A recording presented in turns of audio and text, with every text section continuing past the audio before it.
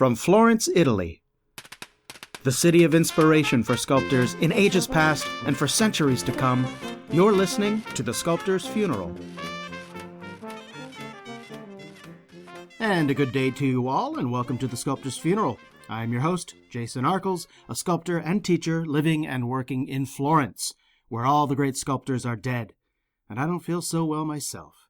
And today, we're going to discuss Auguste Rodin.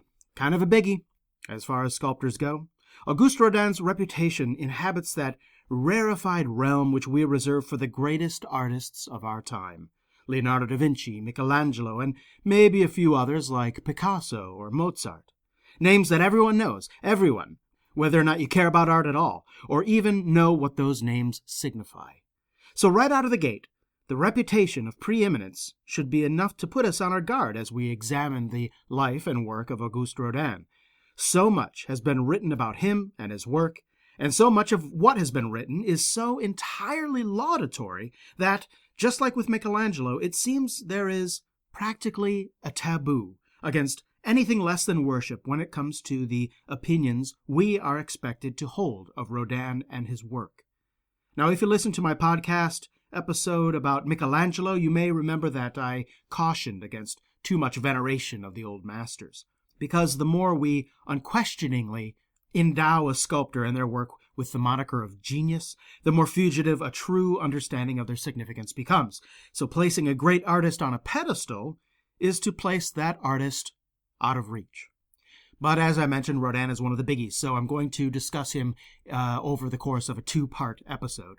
So in this first half, I'm going to run down his biography as I normally do, and discuss some of his major works and so on, but I'll finish about halfway through his life and in his work in this first episode, because I'm going to look a little bit more in depth at some of the advances that Rodin made in sculpture with several of his works, and also look at what those advances meant for the history of sculpture which followed it, for better and for worse. So Rodin's legacy is a subject well worth its own podcast. There's a tendency to view Rodin as the last of the great masters, a virtuoso in the language and music of the human form. But equally, Rodin is the first of the moderns, who paved the way for the dehumanization, decomposition, and abstraction of the human form in sculpture, which gained speed after the First World War. So, we're going to skim through the books and the studies and the news articles and the websites and YouTube videos and legends and assumptions about Rodin and see if we can't gain some understanding of what made him truly great by examining him in the cold light of day. We might be surprised to learn that at the end of the day, Auguste Rodin's sculptures are indeed great, but for reasons we may not have expected. And his legacy, the influence of which we feel to this day, may be as constraining to some as it is inspirational to others. Rodin was born in 1840 to working-class parents in London.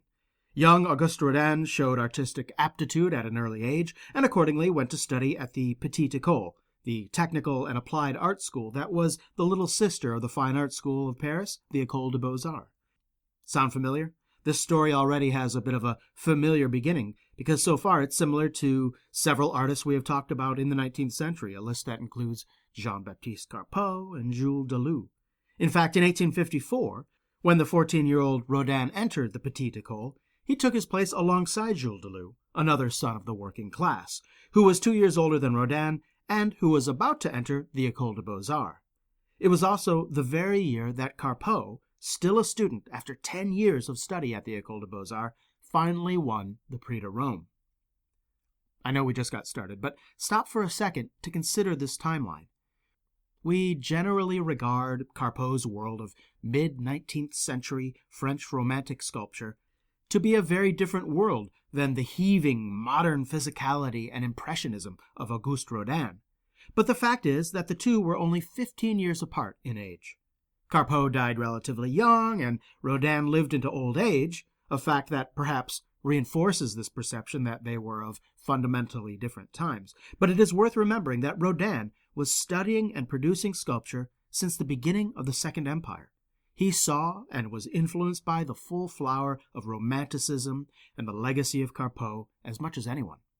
He personally knew several of the major players and was actually often employed as an assistant by a few of the leading lights of that golden age of sculpture.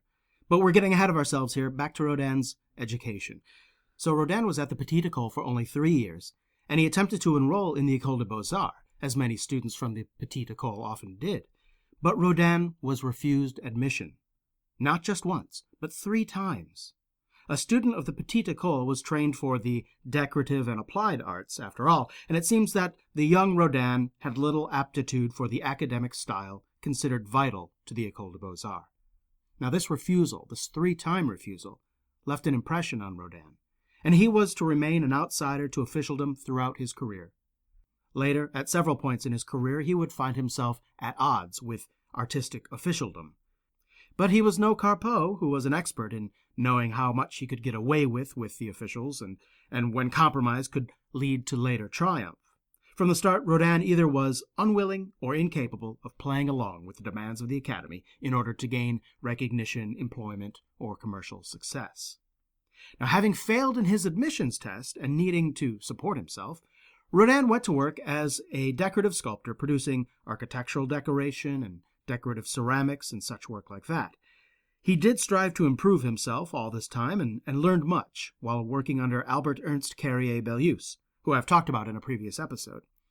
He also found the time to take classes from Antoine Louis Barye, the great animalier and anatomist. And when Rodin was 24, he met a pretty young woman who would remain his lifelong companion, and her name was Rose Buret. The two had a child when Rodin was 26, and then in 1870, when Rodin was 30, Paris was forced to endure the end of the Franco-Prussian War and the siege of Paris. Now, unlike Jules Deleuze, who was a partisan aligned with the losing side of the Paris Rebellion and had to flee the country, Rodin was excused from serving in the National Guard due to poor eyesight. But Rodin left Paris anyway, as the siege of Paris had effectively killed off work for decorative sculptors for a time. He took up an offer with his old employer, Carrier-Belleuse, to come to Brussels for work, and he left his girlfriend and their child behind in Paris for a little while. But eventually Rose Buret followed Rodin to Belgium, leaving their child in the care of an aunt. Rodin worked for Carrier-Belleuse and others in Belgium for 6 years. Now, by the time Rodin returned to Paris in 1877, he had been a decorative modeler and sculptor's assistant for 20 years. Now, in that time, he had produced little of what we might call his own work, although he had at least gained a good reputation for quality craftsmanship. Now, the few works that he made on his own were mostly portrait busts, of his girlfriend or his father, and then, curiously, a bust which he called Man with a Broken Nose. In fact, it's not even a bust, it's just the front half of a head, like a mask. Apparently, the clay model of a full portrait that he had been working on froze in his poorly heated studio, and that caused the work to crack and split and fall off the armature. He had worked on the head for a better part of a year. And not only did he preserve this fragment of a head, but he had it cast in plaster, and even sent it to the Paris Salon to be entered in 1864. It was, of course, refused. The fragmentary and sketchy quality of the work, which in the future would become hallmarks of Rodin's style, was considered inept, unskilled, and unfinished in 1864 when he had first tried to enter it. But there was something in this simple, broken fragment of a mask that captivated Rodin, something at which he had arrived perhaps by accident, but in which he recognized a possible starting point for future exploration. In 1875, his intuitions about the qualities which lay within this fragment were in part justified when he once again entered the mask into the Paris Salon in the form of a marble version that he had paid someone to make. This time the work was accepted, although it aroused little comment at the time. The next step towards Rodin's evolving aesthetic happened in 1875, when Rodin was still in Belgium. He had saved enough money to make a trip to Italy, just for 2 months. But by Rodin's own account, it was life-changing, just as it had been for Carpeaux and for Alfred Gilbert and for many others who had come seeking a new way forward outside the scope of post-neoclassical academicism.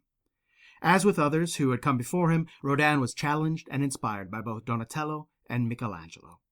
On his return to Belgium, Rodin created his first independent life-size statue, a nude done in the Neo-Florentine style.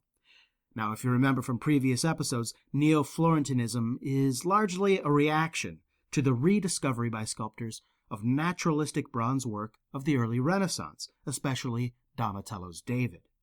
Throughout the 1870s and 1880s, sculptors such as Antonin Mercier and Alfred Gilbert produced lithe bronze youths in the form of a David or Icarus or Perseus, as a means of developing an expressive style which had little to do with the heavy, idealized muscularity of the mature Michelangelo, which had had a hold on Western European art for 3 centuries. Rodin called his statue Le Vaincu, or the Vanquished One, and it's a dying nude warrior leaning upon a spear. The Vanquished One, Rodin's response to Italy, was actually a mix of Donatello and Michelangelo. While the physicality of the Vanquished One derives from the lithe naturalism of Donatello, the pose itself is straight from Michelangelo, specifically from a work by Michelangelo Rodin would have known in Paris, The Dying Slave. Both figures incorporate variations of the Greek gesture of pathos, which places one hand behind the head. In Rodin's work, the hand is up on top of the head, but both Dying Slave and Rodin's Vanquished One have their faces raised with closed eyes, indicating imminent fatality. But before Rodin shipped the work off to Paris for entry into the Paris Salon, it was first seen in Brussels, and the reaction was largely negative. First and foremost, the work expressed a politically unpopular opinion. Rodin's The Vanquished One ostensibly represented a patriot of France, struck down during the unrest of the 1870s. Apparently, the wounds over the 1870 revolution and the siege of Paris were still too fresh. Wishing to avoid political criticism at the Salon, Rodin removed the spear from the hand of the figure and gave the work a new title, The Age of Brass. However, the work received further criticism, but of a sort Rodin had no reason to anticipate. Several critics in Brussels and Paris charged Rodin with having cast the Age of Brass directly from the living model, rather than having modeled it in clay. Now, to understand why Rodin's critics accused him of this, we have to stop and take a look at the work itself. It's not as though the Age of Brass is a figure more detailed or more accurate or more lifelike than anything that had been previously sculpted. In fact, it's not. I think what made the critics of this work skeptical, and maybe even a bit uneasy, was the fact that the Age of Brass is a figure completely lacking in artifice. In short, there is nothing in the work itself that would prohibit it being made from a life cast. The figure is not simply devoid of clothing or drapery, but it's stripped of any academic convention of classicism or idealism or conventions of beauty, and of any convention of surface handling or notions of finish. There are no tricks, no flourishes, nothing designed to lead the eye, nothing designed at all except for the pose. Now, this complete lack of conscious artistry, combined with an imperfect surface which seems to owe its textures to accident as much as to handling, was something never seen before. At least, it seems no one had ever declared a work such as this as finished and ready to exhibit. Art without artifice was unheard of. And it didn't help Rodin's case that the figure was exactly life-sized. So the accusation of life casting was made at least in part because, frankly, the Age of Brass as a statue could easily have been made that way. And I can think of no other earlier sculpture that can make that claim. Now, Rodin countered his critics very publicly, which drew a lot of attention to the sculpture and to Rodin. He published a letter of support in the Parisian press, which had been signed by several prominent artists who defended Rodin's work as authentic and modeled from life. He even had a statement from the live model himself published, as well as photographs of the model. In fact, Rodin seems to have drawn more attention to the accusation than the accusers did themselves. And whether or not this was a calculated risk on Rodin's part in order to generate a little notoriety for Rodin was the result. Suddenly, Rodin was known, somewhat erroneously, as the sculptor who was accused of being too good to be true. Rodin's Age of Brass had gradually won acceptance and notoriety to the point where he could exhibit the work in the Paris Salon of 1880, but this time cast in bronze rather than plaster. He also exhibited that year a new figure in plaster, and this time Rodin chose to work on a scale larger than life size, possibly to avoid further accusations. This figure was a statue of John the Baptist preaching. John the Baptist is shown nude except for a fig leaf, and possibly that's another concession in order that his work be accepted by critics and public. And the figure of John the Baptist is in the act of walking and gesturing with one hand. His mouth is open as though he's giving an oration as he walks. It was both popular and controversial when it was first exhibited in 1880. It was popular because of the confident and powerful modeling, and controversial because of its lack of conventions associated with the type, as well as the lack of concessions to conventional beauty. It might be hard to appreciate when looking at this sculpture of John the Baptist preaching, because it's familiar and it's a popular work today, but it's hard to appreciate just why John the Baptist preaching was such a groundbreaking work. The first things to note would be that although it's a bronze male nude, it does not fit well within the Neo-Florentine mold. It's a little too muscular for that. But its muscularity isn't the full, dynamic, and heroic type that arose with Michelangelo and was echoed by followers like Carpeaux with his Ugolino. It's the hard and sinuous body and muscularity of a laborer, of a man of the people, I guess, of the type that would have appealed to realists like Jules Deleuze. And at the same time, it's not a realist work, right? It's a biblical figure. It's not a man of the working classes. So in this work, Rodin seems to be threading his way through all the contemporary influences and styles of the day, taking tiny bits from each and coming up with something new. And then there's the pose of the figure. He's caught in the act of walking. Rendering walking movement in sculpture has never been met with a fully satisfactory solution. There's a subset of the contrapposto pose, which sort of infers the idea of forward motion. But beyond that, any literal attempt to render a walking figure fails, either visually or architecturally. Rodin's solution is also imperfect. He kind of gives the figure a strange kick to the hips that doesn't really reflect the action of the legs below. And most unusually, this walking figure, with his legs apart in a rather large stride, has both feet firmly planted flat on the ground, which is not how people walk. The feet themselves have always personally disturbed me a little bit. They seem oversized and kind of malformed and flabby in some way, and they seem to lack the energy so brilliantly carried by the rest of the figure. But even so, when I'm confronted by the full-scale statue, the version that is 6.5 feet tall, when I'm confronted with this thing larger than life and straining muscles acting as a counterpoint to the sort of casually unnatural pose, there's a sense of authority and power that this work conveys that forces me to accept the statue on its own terms. I can stand there in front of it and run down a list of everything I find to be imperfect and awkward and maybe even ugly about this work.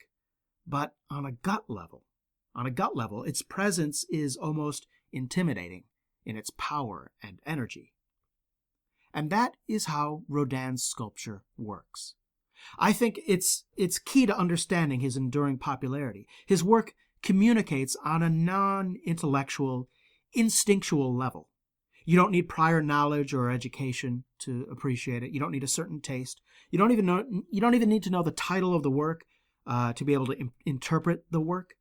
You don't even need to know who John the Baptist is or what he is meant to represent. All you need is a little imagination and a little intuition. You're not supposed to walk away from this statue with a sense of edification as though something has been explained to you, like you get in narrative sculpture or classical statuary. No, all you need to do is leave with a sensation, an impression. And this is the equivalent of Impressionism in sculpture.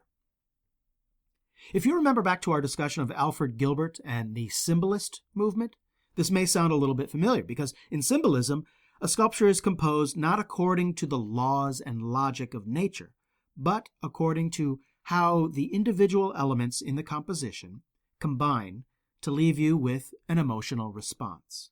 The goal of symbolism is not to depict a scene or a person or a thing, but to create a response, an emotional response, arising from the viewer's subconsciousness. Rodin goes further than the symbolists, though, because he achieves this gut response without the use of symbols. Alfred Gilbert, George Frampton, and other symbolist sculptors employed contrasting colors and materials, various costumes, props, all sorts of extra things thrown into the sculpture in order to create their response within the viewer. Rodin confines his emotional palette to the human form, relying on the combined effects of pose and body type, but most especially the handling of his modeled surfaces to convey a mood or sensation.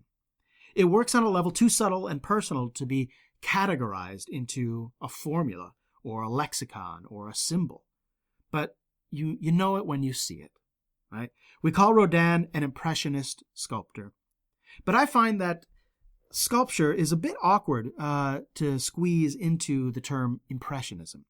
In painting, they say, the subject of the impressionist painter is light. And a lot of people assume that impressionism in sculpture is also all about light, and they point to Rodin's vigorous surfaces in some of his work, which sort of catch and reflect light in a way where one might assume these effects of light are impression's corollary in sculpture. But that's not really true. Sculptors can't sculpt the effects of light the way painters can paint them. Unlike painting, sculpture is entirely dependent on the direction and quality of the light which strikes the surface of the form. The same sculpture can either be dull or dynamic, bland or have a commanding presence, all depending on the light in which it is seen. Likewise, impressionistic effects of light, such as atmosphere, or effects produced in our visual perception, such as blurred edges, those are impossible to sculpt using the traditional materials of clay and bronze and marble. So what is impressionism in sculpture? Well, I'm not sure there is an exact corollary with painting, but whatever you want to call it, though, it does appear that Rodin was working towards something new, a new reliance on the human form as the sole means of communication, devoid of symbols and other devices to convey meaning, more than sculptors had done in the past.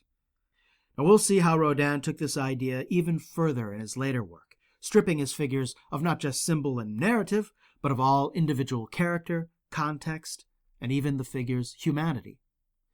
And we'll talk about that when the sculptor's funeral continues.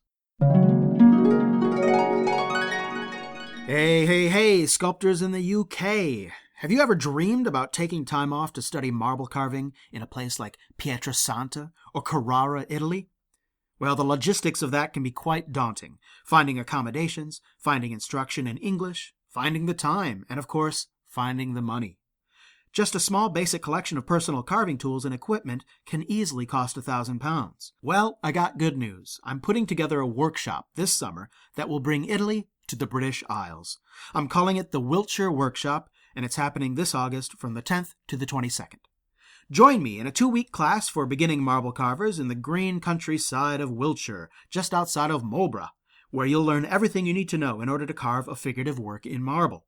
In addition to learning the basics with hand tools and machine tools, you will learn the process of using a macchinetta a punto, or pointing machine, the simple device which for centuries has allowed sculptors to make exact copies of plaster casts in marble. And that's exactly what you'll do. Choose from a selection of plaster casts taken from the work of master sculptors in the past, Bernini, Rodin, Michelangelo, Donatello, and create your very own true and faithful copy to keep. Not many people can claim to own their own marble copy of the face of Bernini's St. Teresa or Michelangelo's Dying Captive, but now you can be one of them. Now, being mindful of both schedule and cost constraints, the course is just 2 weeks long. Just enough time to produce a copy of a portrait mask or a hand study, a foot study, or maybe even a small torso. All tools and materials are provided, so there's no need to purchase a bunch of tools just to get started. It's all coming up with me from Italy, including some beautiful Carrara marble. And if you are looking to save on accommodations, there's even the option to camp under the stars in the Wiltshire countryside for no extra charge. All the information for the Wiltshire Workshop, which starts August 10th, can be found at our website, thesculptorsfuneral.com. Now, there's only space for 12 participants in this workshop, and the sign-up deadline is July 1st. But I have a feeling the course will fill up early. So sign up today at thesculptorsfuneral.com, and I'll see you in Wiltshire.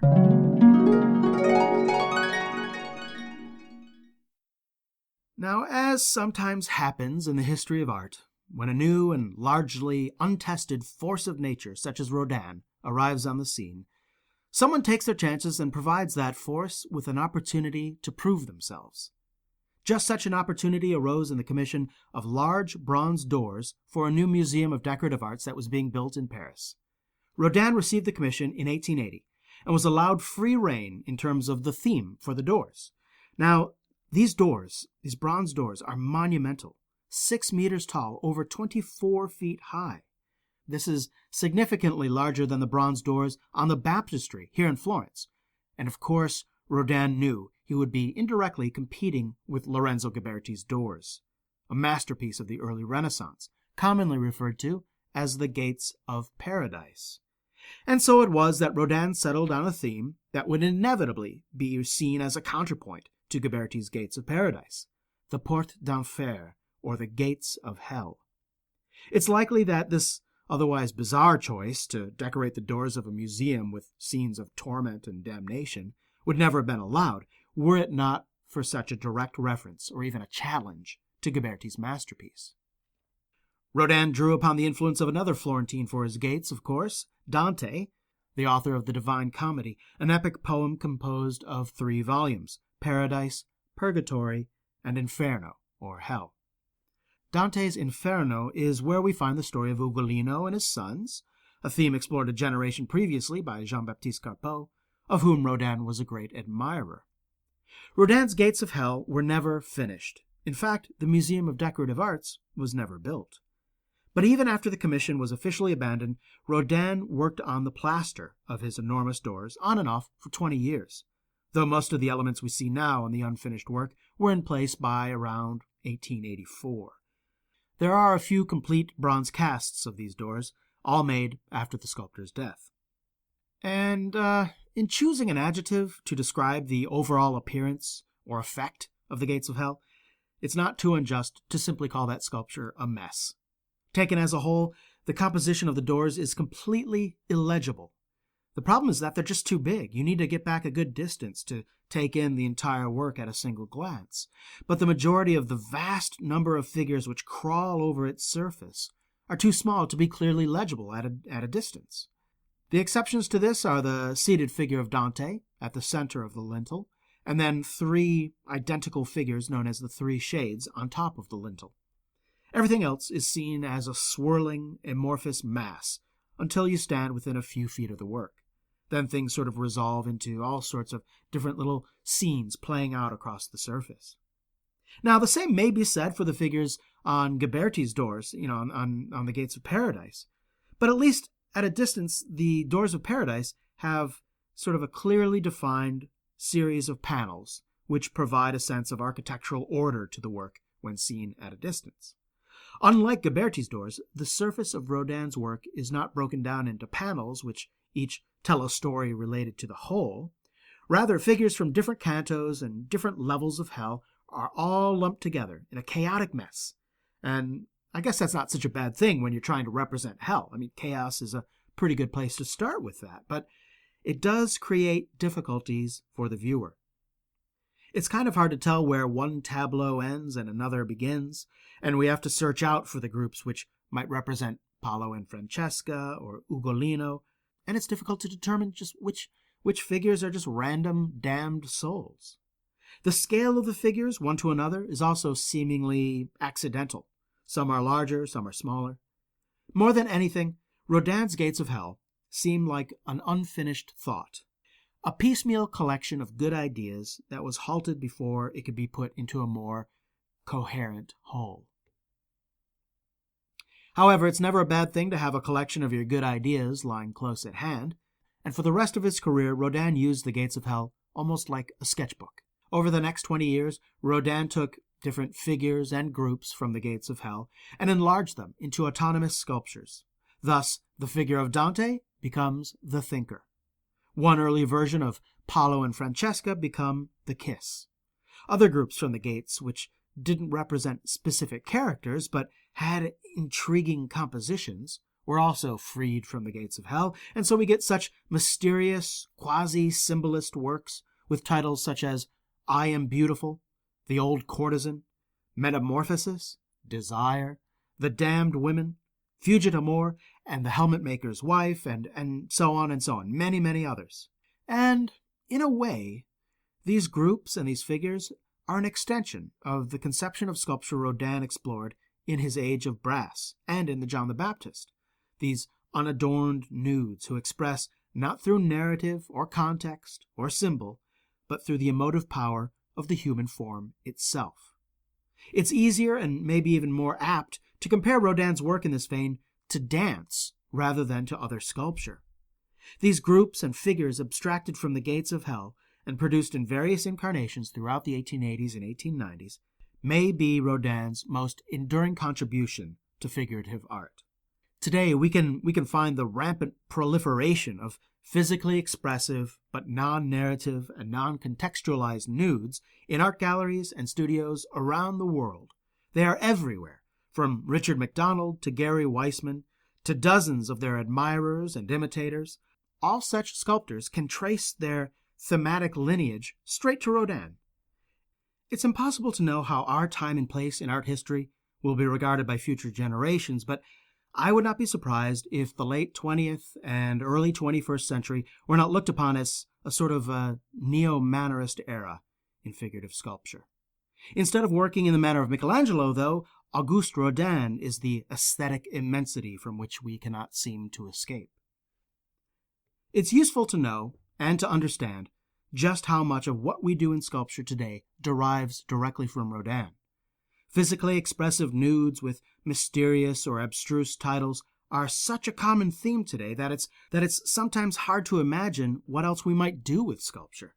We hire a model, put her in a contortionist pose, and give the work a name like Purity of Essence or Secret Whispers or something equally suggestive. And that's not the only legacy of Rodin which we seem to be repeating incessantly. For instance, have you ever sculpted a torso? A freestanding torso missing some or all of its limbs? Well, of course you have. Who hasn't? Well, before Rodin, no one. No one sculpted freestanding torso fragments meant to be regarded as a complete and autonomous form before Rodin. Sure, there were accidental fragments from ancient times, like the Torso Belvedere and the Venus de Milo, which have been admired for centuries, but the idea of producing a new work that is intentionally fragmentary and yet meant to be regarded as complete, well, that's new with Rodin. It started as a happy accident, maybe, with the mask of the man with the broken nose, and Rodin recognized that the broken appearance of that work produced the same quality of mystery and imagination that broken ancient statuary exuded, or even maybe the non finito of Michelangelo. And so Rodin went on to further exploit that effect in a torso he modeled in the 1870s, but dared not show for almost a decade. And to be clear, your typical portrait busts, those don't count as fragments. Truncation and fragmentation are different. With truncation, the rest of the human form, even though it's not rendered, is also not meant to be thought of as removed from the head and shoulders. The viewer is meant to assume a complete person. But with a work like Rodin's torso fragment, that torso is meant to be regarded as the whole, a complete composition. It was in 1878, before Rodin got the commission for the Gates of Hell, that he made the first of what he called self-contained fragments. It's a torso with one leg down to about the knee.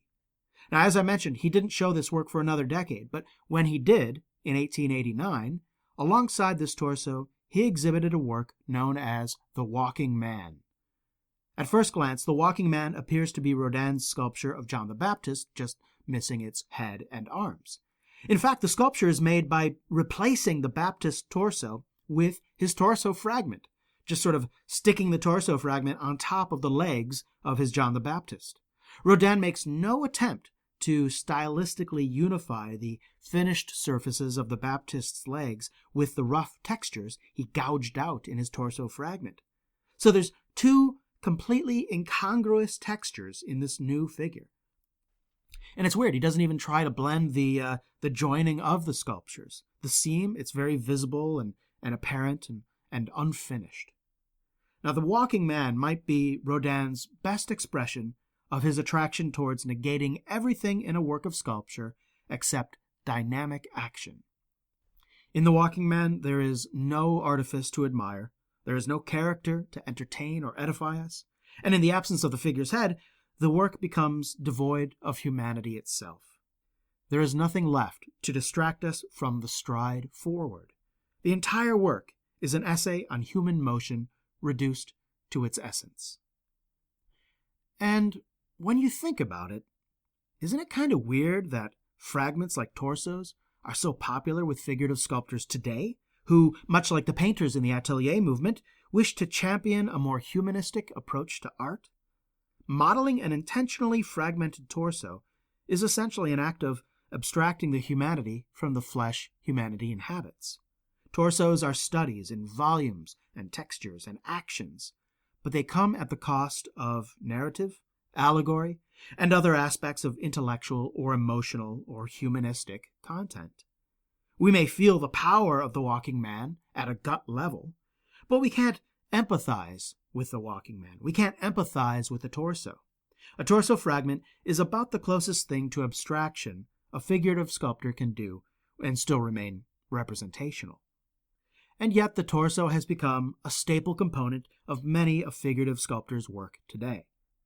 Of course, the torsos we sculpt today arrive maybe from different impulses than what motivated Rodin. Many of us make torsos as a study of anatomy, for example.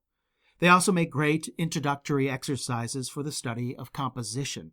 It's easier to compose a torso without all the limbs to deal with that you get with a complete figure. And, if we're going to be completely honest, a few of us do torsos because it's the least technically challenging way to make something large and impressive. And at the same time, torsos avoid the need to actually have a subject to explore. Having no context or narrative, serving no purpose but to express the power of the human form, torsos are their own justification for existence. Now, I'm not knocking torso fragments or those who sculpt them, nor am I actually knocking abstraction. I just wanted to bring up a few points that maybe some people haven't thought about before as regards why we do what we do. Even in light of Rodin's popularity and reputation, I think some people may be surprised at how extensive Rodin's influence really is, and the proliferation of torsos today is a good example. So back to Rodin's life and career. Rodin's move to challenge Ghiberti with his own set of monumental doors, and using the work of the great poet Dante to do so, placed Rodin at the forefront of French sculpture, in the minds of the public and with other sculptors. And this is reflected in the students that Rodin took into his atelier in the 1880s, not just local students from the École des Beaux-Arts, but students traveling from abroad just to learn from him, including the youngest members of Britain's new sculpture movement, Harry Bates and William John. Additionally, one of Rodin's friends and fellow sculptors, a guy named Alfred Boucher, was moving from Paris, and he asked Rodin if he could critique the students of an atelier Boucher had been associated with. This small atelier was composed entirely of women. It was one of the few opportunities women had to study sculpture in Paris, as the École des Beaux-Arts was still open only to men at this time. One of the students of this atelier was a 19-year-old named Camille Claudel. Now, the story of this gifted sculptor's tumultuous relationship with Rodin is well known, although it's also commonly misunderstood. But Camille Claudel is going to get a podcast episode of her own, so I won't go into detail about her life and her work here. But the meeting of Claudel and Rodin in 1884 should be mentioned, as it begins a 20-year relationship that sheds a little light on the character of Rodin. Rodin's longtime girlfriend and mother to his children, Rose Buret, well, she was still in the picture, but remained a part of Rodin's domestic life, which he preferred to keep in the background. The relationship Rodin had with Rose Buret continued their entire lives for over 50 years, but Rodin did not marry Rose until she was weeks from death, in their extreme old age and during the First World War. So Rodin had maybe not the best attitude or greatest respect towards the women in his life, beyond the enjoyment of their company, And interestingly, this seems to bleed over into his sculpture as well. In the 1880s, when Rodin had become well known, there was a steady demand for his portraiture, and Rodin's portraiture is well observed, dynamic, and earthy, if his subject were male. With female subjects, he preferred to soften and sweeten and generalize, sometimes approaching almost a rococo style of portraiture for some of his high society female clients. However, I wouldn't say that his female portraits were of a lesser quality than his males, only that he treated them very, very differently as subjects, right down to the handling of material. He seemed to prefer the softness of marble for women and the vitality of roughly modeled bronze for men, although, of course, this wasn't always the case. There are several exceptions to this rule.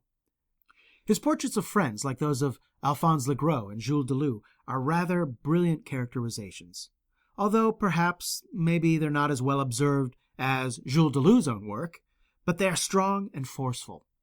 In later years, especially around the turn of the century, the psychological portrayal of his male subjects in bronze portraiture seems to melt away to favor sort of flashing and transient surface effects, like in his portrait of Eugène Guillaume in 1903. It's works like Eugène Guillaume where we can really fully agree to the categorization of Rodin as an impressionist sculptor, in the sense that his subject of his sculpture was the effect of light. In his marble portraits, both male and female, Rodin experiments with unfinished textures in a manner which recalls Michelangelo's non finito marble work. I mentioned non finito technique earlier when I was talking about fragmentation as serving a similar purpose to fragmentation. That is, it leaves a portion of the sculpture up to the imagination of the viewer. Sometimes in Rodin's work, the sections of unfinished stone become part of the composition of the work itself, such as in Rodin's portrait of Camille Claudel wearing a bonnet, which has her head sort of emerging out of a rough-hewn block. The 1880s, in general, were very good to Rodin. He was a creative genius at a time which respected creative genius, and he was an outsider to academic officialdom at a time when the Academy seemed to grow less and less relevant in the face of artistic progress made by both painters and sculptors. Rodin's sculpture was consistently challenging and controversial, and just as consistently, he was respected for his experimentation and contributions towards a new way forward. Now, with his reputation and popularity, it was only a matter of time before this force of nature would be asked to turn his hand towards official projects. And it is only when Rodin entered the field of public monuments and commissions of the sort usually reserved for members of the Academy, of the academic art world, that Rodin met, inevitably, with challenges to the artistic freedom he had worked so long to achieve. His Burghers of Calais and the monument to Balzac were a revolution in sculpture, and no revolution is truly bloodless. This revolution and its legacy will be the topic of the next podcast.